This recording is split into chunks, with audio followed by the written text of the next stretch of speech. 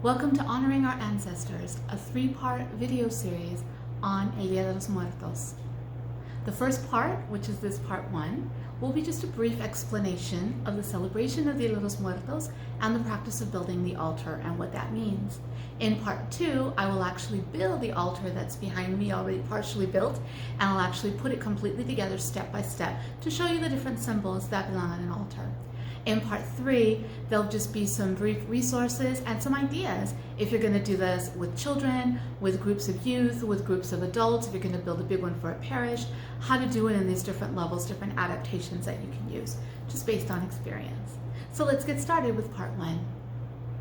This practice for Dia de los Muertos is one that's, done pretty ancient. It's an older one. It's a practice that I learned when I was in East Los Angeles, my hometown, working in liturgy, and I had the very great honor to learn about this under the wonderful Ofelia Esparza, who is known as one of the masters of ofrendas, of altares, across the United States. And she actually belongs to my home parish. Her daughter and I were classmates in grammar school, and when I was working in liturgy at the parish, as an adult, she would come in and build an altar in the church for us every year, and it was a parish event that we had and that we celebrated together. So I learned basically by following her, by assisting her as she built our altar, and then listening to her tell stories and explain things to me. So I don't profess to be an expert myself. I don't know everything there is to know, and I may get a few things a little mixed up in my explanation, but this is the way that I learned it in the tradition that I learned to do, not as a young girl growing up, but as an adult learning from one of the masters. So the Day of the Dead is celebrated around this time of All Saints, All Souls Day. Mostly All Souls Day is the day that we celebrate. However, in many traditions, November 1st being All Saints Day, many traditions will celebrate children on November 1st, children that have passed, and then adults on November 2nd. Others just celebrate everyone on November 2nd. Some like to celebrate all the way through. I usually start the day before Halloween, usually on the 30th. I start building my altar, and then I usually leave it up most of November until close to Thanksgiving, and then I start to take it down. So I kind of celebrate the whole month of November. So there's just a lot of different ways to celebrate it. It came across, of course, as a tradition from our ancient ancestors, and the Aztecs, the Mayans. They had different ways of celebrating and honor their ancestors, inviting them back, their spirits back to earth, and to celebrate with them, and to, rather than mourn death, constantly mourn death, to celebrate their entrance into in our vocabulary, entrance into eternal life, and to really celebrate these moments and celebrate their life. One thing I love that Ofelia says in one of the videos, which I'm going to link here with this video, I'll link down below, in an interview that she did when she was receiving an award for her work in altares. She said that I believe her mother or grandmother taught her that there were three deaths. One, when our corporal body dies, when we take our last breath. The second death is when we are buried, our body is buried. But our third death, which is the one that we dread most, is when there is no one left on earth who remembers us. And so this practice of the altares and the ofrendas comes back to us so that we can continually remember those who came before us and honor their lives and always keep their memory alive with us.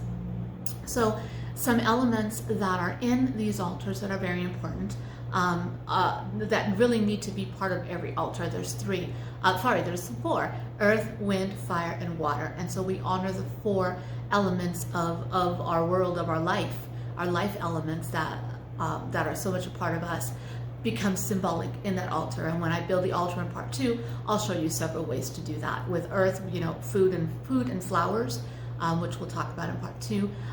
Wind would be the papel picado that normally, I have some down here. Normally you would normally hang it up top or somewhere so that when the wind blows, it moves. So anything on your altar that is there that shows that movement of the wind represents that wind. So that's earth, wind. Fire would be through your candles. And then water. We always have a glass of water or a pitcher of water or a bowl of water, some water representative of that fourth element. So we always have the four elements represented in our altar. For some families, when altars are built, it might be For example, both of my parents now have passed. My father passed 3 years ago, and my mom just passed this past January. So my home altar, which has everybody on it right now, for Dia de los Muertos, I'm going to change that to an altar just honoring my mom and dad. And so for that altar, I would put my mom and dad's picture at the highest of the 3 levels that we have.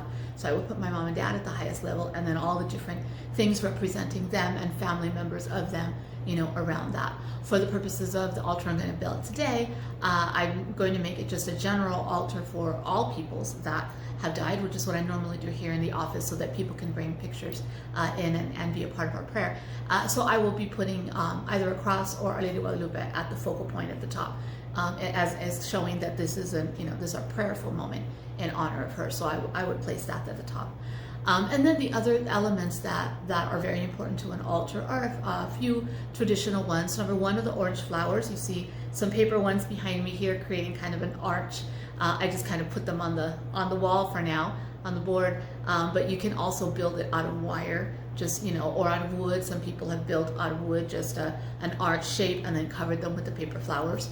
Also, the live marigolds are usually a big piece of the altar. I don't have any today because I'm filming this in early October, so no one's really selling them. I have to special order, so I didn't, because I want to wait till I do my actual altar that will stay up, and then I'll make sure I have fresh marigolds on the table. Marigolds being one of the flowers representative of death. Some other things that you've seen on the altar. I talked about food. Normally we put some fruit on there, which we'll do today, and also some bread. The traditional bread to put is called pan de muerto, and it's a special bread. It's a round bread and usually has like the form of bones on the top. You can usually get that at a Mexican bakery or supermarket, and around that week of All Souls Day, and during that week you can purchase that, and that goes on your altar. And then sometimes we leave it up there for the whole time. Other times we'll buy one to leave there and eat the other because it's very delicious. This year I'm actually going to try and make it, so I will try to film when I make it, and if it works out, then I'll publish that video for you later on. I'm going to try that over the weekend and see how it works. But you can also make your pan de muerto and then have that on your table as one of the symbols. And it has a little bit of powdered sugar on top for that sweetness, to represent the sweetness of life. Another thing that we often put to represent the sweetness of life is sugar skulls. And you can buy those already made, or you can make them yourself. And then some people will put favorite foods of the deceased on there, on the table as well, just to have that odor of the food. And that would be when, if you can have a celebration, a moment like a party or a prayer celebration, you might want to have some fresh food, but you won't want to leave that up long term. Other elements that are often placed on the altar are pictures, and you'll see when I build mine, I am going to put some pictures up there of people that have passed, but also I'm going to put some symbols of people. It don't always have to be pictures. Sometimes, especially if you're building an altar in a home and it's a smaller space, like the one I have at home is just a small square table that I bought from Target and then built up from there. So I don't have space for a lot of pictures on mine at home.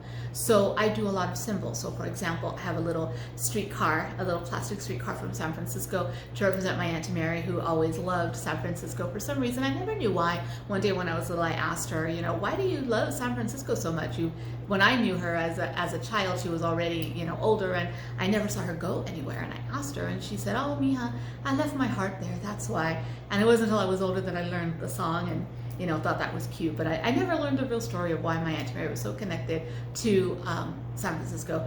But I have on my altar a little streetcar on there to represent her instead of her picture.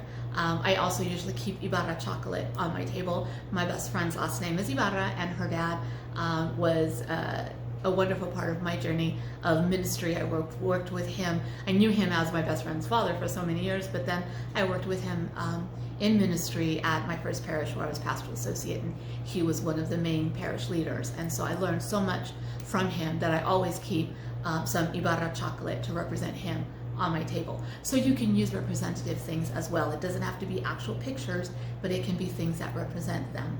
I also tend to keep a lot of, when I go to a funeral and they give you the little prayer card with the picture, I also tend to keep a lot of those on there because, again, my table at home doesn't have a lot of space. So instead of having tons of pictures, I have several pictures, but I have a little space where I have all the cards, so that whenever I pray for the souls that have passed, then I have them all represented there in those little prayer cards on the table. So there's many things that you can do, many things that you can buy, especially now there's a lot out. The movie Book of Life and especially the most recent Coco really brought out a lot of this tradition. And it became very mainstream, and I don't say that in a negative way, just it became very common to see things with calaveras and, you know, stuffed animals. I have a stuffed animal here of different things that have just become very popular, and those can be used as well. But don't feel like you have to go out and buy all of this stuff. As you see when I make the altar in part 2 of this video, of the series, you're going to see that I use a lot of things that I already have on hand. I don't go out and I try not to go out and buy a whole bunch of stuff. Because really the representation is in representing our ancestors, in representing those people who have passed and remembering them and their stories. And that's really the important piece of this celebration and of the ofrendas that we build. So I'm going to go ahead and work on part 2 and get part 2 done for you so that you can see an actual altar being put together and have that experience so that hopefully you can start your own.